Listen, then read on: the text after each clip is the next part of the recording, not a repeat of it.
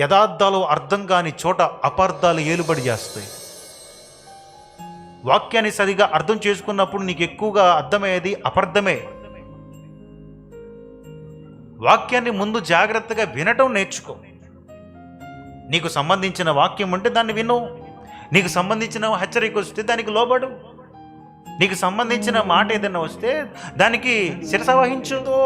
తెలియని అసమాధానం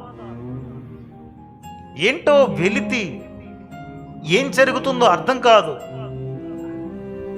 మనశ్శాంతిగా నలుగురిలో ఉన్నప్పుడు కనపట్టమే కానీ ఒంటరిగా ఉన్నప్పుడు మాత్రం చేదులే జ్ఞాపకం రావటం, అవి దేవుని వైపు మనసు మన్నించలేకపోవటం. ఒకవేళ ఇప్పుడు కనుక నేను కాలం చెల్లితే దేవుని రాజ్యంకి వెళ్తానా లేదా అనే ప్రశ్న పడిపోవటం, నిజంగా నా పాపములు క్షమించబడ్డాయి అనే భావన రావటం.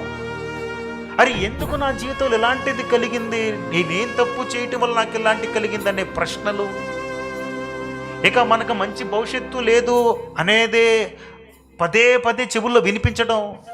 సరైన భక్తి చేసి ఉండుంటే ఎందుకు ఈ రోజున మరణం సంభవించిందనే ప్రశ్న సాతానుగాడు వచ్చి ఖచ్చితంగా వేయటం.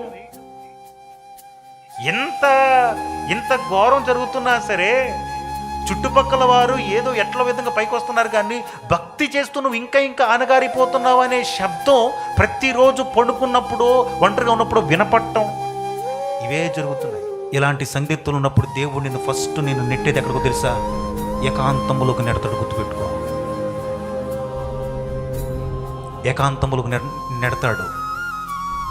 ఏకాంతం నెట్టబడిన తర్వాత గుర్తుపెట్టుకో, ఒంటరి వాడను అనే భావం నీకు తేవటానికి కాదు, జంటగా నేనున్ననే భావం నీకు తేవటానికి.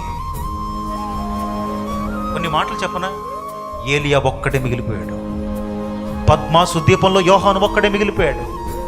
నేను ప్రకటిస్తున్న దేవుడు అనగా యేసు క్రీస్తు ప్రభువారు సిలువలో భూమి మీద బ్రతుకున్నంతకాలం, సస్యరుడిగా జీవించినంతకాలం 70 మంది 12 మంది ఆ గెత్సెమనే తోట వరకు ముగ్గురున్నా సరే, కల్వరి సిలువ కొండపై ఎక్కేటప్పుడు మాత్రం ఒక్కడే. ఎందుకు ఆయన ఒంటరిగా వెళ్ళింది? నిన్ను నన్ను ఒంటరిగా విడిచిపెట్టాన్ని కాదు, ఆదరణకర్త నీకు నాకు ఉంచడానికి పరిశుద్ధాత్మను పంపిస్తే నీవు ఒంటరిగా ఒక్కడిగా ధైర్యముగా బ్రతకటానికి నిన్ను ఏకాంతములోకి నెట్టాడు. గుర్తుపెట్టుకో, ఇప్పుడు నీవు ఒంటరి వాడివి కాదు. ఆ మాట చెప్తూనే ఉండు నోటితో. నువ్వు ఇంటికి వెళ్ళినప్పుడు నేను ఒంటరి దాన్ని కాదు, నేను ఒంటరిని వాడిని కాదు, నాతో నా దేవుడు ఉన్నాడు.